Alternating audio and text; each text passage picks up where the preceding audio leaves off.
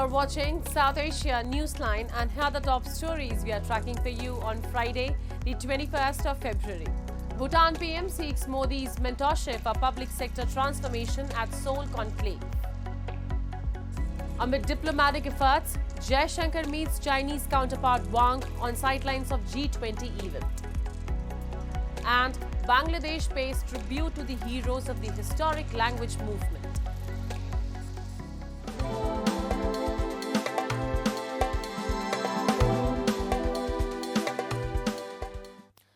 And now for all the details. Indian Prime Minister Narendra Modi, while inaugurating the first edition of the Seoul Leadership Conclave in New Delhi, hailed the establishment of the School of Ultimate Leadership as a step towards becoming the soul of India's social life. Bhutan PM Tshering Tobgay was also present with the Prime Minister on the occasion. While speaking at the event, PM Modi said that some events are very close to the heart, and today's program is one of them. He emphasized that for nation building, the development of better citizens is essential. Tobgay, while speaking at the event, referred to PM Modi as his mentor and elder brother and said that he is inspired to work even harder as a public servant when he meets him.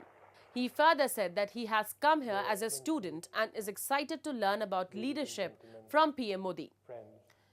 The two-day Seoul Leadership Conclave from February 21st to February 22nd will serve as a premier platform where leaders from diverse domains like politics, sports, arts and media, the spiritual world, public policy, business and the social sector will share their inspiring life journeys and discuss aspects relating to leadership. The School of Ultimate Leadership is the brainchild of Prime Minister Shri Narendra Modi, and it is yet another testament to the Prime Minister's unwavering commitment to nurturing authentic leaders and empowering them to serve the great Republic of India. I extend my gratitude to Seoul for inviting me here today. It is an honor to be part of the inaugural Leadership Conclave, a momentous occasion that will pave the way for many generations of capable public servants and leaders. साथियों, कुछ आयोजन ऐसे होते हैं जो हृदय के बहुत करीब होते हैं, और आज का ये कार्यक्रम भी ऐसा ही है। नेशन बिल्डिंग के लिए, बेहतर सिटीजन्स का डेवलपमेंट जरूरी है। व्यक्ति निर्माण से राष्ट्र निर्माण, जन से जगत, जन से जग, ये किसी भी ऊंचाई को प्राप्त करना है, विशालता को पाना है, तो आरंभ जन से ही शुरू होता है। And Indian External Affairs Minister S. Jaishankar on Friday met Chinese Foreign Minister Wang Yi in South Africa's Johannesburg. Jaishankar is in Johannesburg on a two-day visit to South Africa to participate in the G20 Foreign Ministers meeting.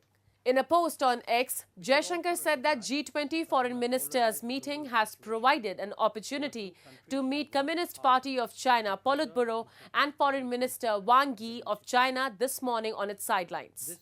The meeting comes amid ongoing diplomatic efforts between India and China to address bilateral issues and regional challenges. As the premier forum for international economic cooperation, the G20 plays a critical role in steering the global economy through the significant challenges it faces. Jaishankar earlier also met Russian Foreign Minister Sergei Lavrov and reviewed the ongoing progress of India-Russia bilateral cooperation and discussed recent developments concerning the Ukraine conflict, including Lavrov's meeting in Riyadh.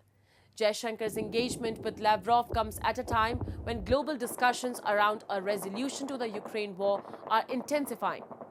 While India has consistently called for dialogue and diplomacy, Russia has been engaged in talks with various stakeholders, including recent meetings in Saudi Arabia. Moving on, India's central Madhya Pradesh state is all set to host the highly anticipated Invest MP Global Investor Summit 2025, which is scheduled from the 24th of February to the 25th of February in the capital city Bhopal. With preparations now in the final stages, the city has been transformed into a vibrant hub of innovation, culture, and opportunity.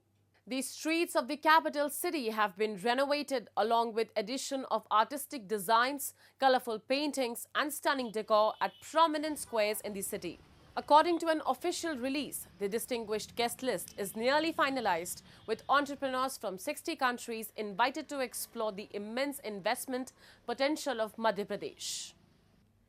The summit is expected to be attended by 13 ambassadors, 6 high commissioners, and several consuls general from key strategic nations, making it a significant event for global investment and collaboration.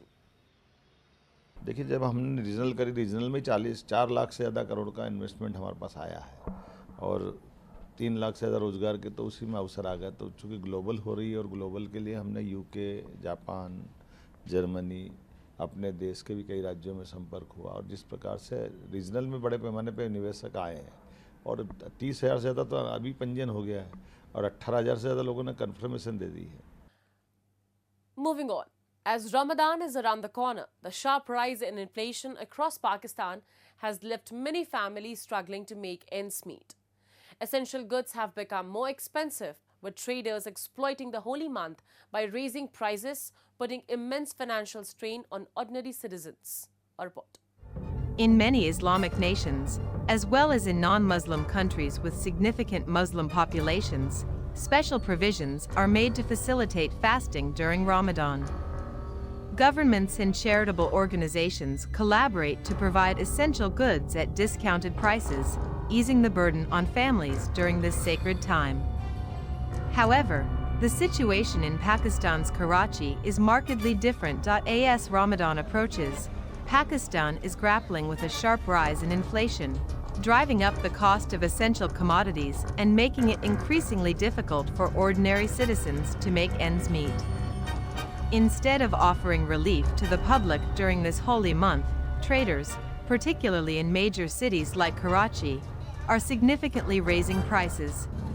दुनिया में Christian, Europe में हिंदू बरादरी भी India में पैसे कम करती है और यहाँ के ताजिर लोगों को लूटने के लिए महंगाई की इंतहा पर चले जाते हैं। ताजिर बरादरी जो है वो मुल्क को चाटने में पाकिस्तान के सियासतदानों की तरह इन्वॉल्व है। वो मुल्क को खा रहे हैं, जैसे सियासतदान जो है ना अपने खर्चे पूरे करने के लिए पब्लिक पर बोझ डालते हैं। In a country where a significant portion of the population lives paycheck to paycheck, the rising costs of essential goods have placed a considerable burden on families that were already living on the edge. For many, even meeting their basic transportation needs has become an overwhelming challenge. What makes the situation even more dire is the growing inability to afford essential festive items for the holy month, such as special foods, new clothes, or even basic gifts. The situation in Pakistan is a reflection of deeper issues that have plagued the country for years: rampant inflation, mismanagement, and corruption. तो हर कोई अपने बचत के चक्कर में लगा हुआ है। महंगाई तो वैसे ही इस टाइम आसमान पे है और जब रमज़ान आ जाएगा तो और चीज़ें फिर महंगी आ जाएगी। आपको तो पता है, वरना रमज़ान में स्पेशल इनको पैकेजेस देने चाहिए बीइंग अ मुस्लिम कंट्री के हवाले से, मगर यहाँ पे चीज़ें और ज़्यादा डबल हो जाती हैं। भाई अल्लाह खैर करे बस। And thousands of people on Friday paid their tribute to those who laid down their lives during the historic language movement at the Central Shaheed Minar in Bangladesh's capital, Dhaka. Bangladesh President Mohammad Shahabuddin and Chief Advisor Muhammad Yunus paid tribute to them by placing wreaths at the Central Shaheed Minar to mark International Mother Language Day.